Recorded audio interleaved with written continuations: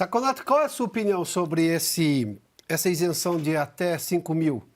Que é um projeto populista do Lula, o Jason fazia menção aqui, você discutir ah, menos arrecadação especificamente neste grupo, porque isso interessa politicamente, mas no momento em que o país tem um fiscal completamente desajustado pelo próprio governo. Não é que ele herdou isso daí, ele não herdou nada disso, mas ele incentiva ou cria novamente medidas que eu chamo de exceção, num momento em que não cabe, né? Não é uma regra, a regra da boa gestão não é abrir mão de receita no momento em que o governo não consegue fechar as contas, as próprias, inclusive.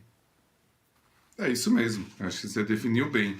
Eu acho que não dá para falar de maneira alguma em abrir mão de receita antes de saber onde que vão ser cortadas as despesas. Isso seria o ideal, seria ideal. Eu acho que isenção, e eu acho que mais que isenção, é que se fizesse uma regra de ajuste das faixas do imposto de renda ao longo do tempo, uma regra que valesse para agora, para sempre. Porque o que aconteceu ao longo do tempo foi que o governo, como ele não corrigiu essas faixas, ele aumentou a tributação sobre os mais pobres, aumentou o efeito regressivo da tributação no Brasil, que é um efeito nefasto. Poucos efeitos, inflação e impostos regressivos são os mais nefastos que você pode ter para as pessoas mais pobres. E é interessante a gente notar uma coisa, eu peguei o que o Jason falou, achei bem interessante, que é o seguinte, mas o país está crescendo, Se você for analisar o crescimento, nós vamos ficar preocupados, porque parece muito o que aconteceu no governo Dilma um pouco antes do desastre econômico que nós tivemos, né? Que em 2 anos nós caímos quase 8%, enquanto o mundo crescia 5, 6%. Foi criminoso. Eu acho que as pessoas que fizeram isso deviam estar atrás das grades por improbidade administrativa.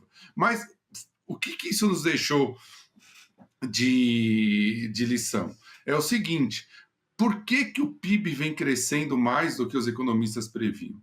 Primeiro foi por incentivos fiscais. O ano passado o governo abriu os cofres, né? Foram 300, 400 bilhões de adicional de gastos do que se esperava inicialmente, quando se tinha o teto de gastos, que depois virou o arcabouço, que é o único pacote que a regra não chega no objetivo, né? Nunca vai chegar, mas isso é outro papo. Então, o que cresceu? Cresceu muito importação, né? Cresceu muito consumo, cresceu muito gasto do governo. O investimento, que é o que poderia fazer o PIB crescer mais adiante, embora tenha crescido agora no primeiro trimestre alguma coisa, ainda está em 17,8% do PIB. Ou seja, não vamos chegar a lugar nenhum com isso. O que nós vamos chegar? Basicamente, o que está acontecendo é que você está esticando a onda de consumo, e aí a gente tem o consignado, adiantamento de 13º, etc. Você está esticando a corda no momento em que as empresas já estão na curva de custo ascendente. Quando você tem a curva de custo ascendente buscando ali acima do produto de pleno emprego, aumentos de demanda só geram diretamente aumentos de preço. E é o que vai acontecer. Nós estamos, e economista é meio profeta do apocalipse, né? Nós estamos na beira do abismo. Para virar é muito rápido. E depois nós tivemos que ter o governo Temer, em 2 anos ele conseguiu corrigir fazendo o quê? Um ajuste fiscal sério. E não tem reforma microeconômica, Adalberto. Não tem nada que incentive a oferta. Saconato, eu vou ficar com você porque você citou um ponto muito importante, o governo Temer. A gente vinha da pior crise econômica da nossa história, a pior recessão no governo Dilma. Depois vamos dobrar a aposta, né? E dobraram, deu no que deu. O governo conseguiu, naquele primeiro ano, ou pelo menos naqueles primeiros 6 meses, que ainda era 2016, em 2017, no começo de 2018, teve um crescimento da economia de 1%, depois acho que foi revisado para 1,1%, alguma coisa do PIB. Mas mais que isso, aprovou ali, por exemplo, a lei das estatais, o que era uma moralização dentro do sistema, e também o teto de gastos que vigorou até recentemente. Ou seja, você tinha o país caminhando para outro lugar. Um lugar muito melhor do que, neste caso, voltou agora, porque é um retrocesso. O que nós estamos vivendo hoje é um retrocesso, não é? Esse é o nome. Exatamente. Não temos ajustes, não temos reformas. A gente estava conversando no começo sobre o primeiro mandato do governo Lula.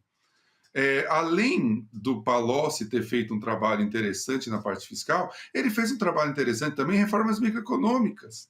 Ele tinha uma equipe fabulosa, com Marcos Lisboa, Joaquim Levy, Murilo Portugal, Otaviano Canuto. Ele aprendia com essas figuras, e aí a gente teve a reforma da alienação fiduciária, do crédito imobiliário, várias reformas também. E é engraçado, né? Porque se o Palocci tivesse sido mantido, era capaz do PT estar desde 2000 até hoje, né? Se ele tivesse sido mantido. E uma coisa que a gente esquece, Adalberto, o Palocci foi da Casa Civil da Dilma nos primeiros 6 meses do segundo mandato, e ele estava organizando as contas. É impressionante a capacidade que ele tinha, porque o governo a Dilma, era completamente anti-ajuste. O Lula não é anti nada, nem em favor de nada. Quem convencer ele vai para o lado, né? Ele não é ideólogo, ele é pragmático. Mas a Dilma, a presidente Dilma, era uma ideóloga. E assim mesmo o Palácio conseguia. Mas daí, vocês falaram, a ala do ex-deputado Zé Dirceu tomou poder, e aí o resto tudo é história, e uma história muito ruim.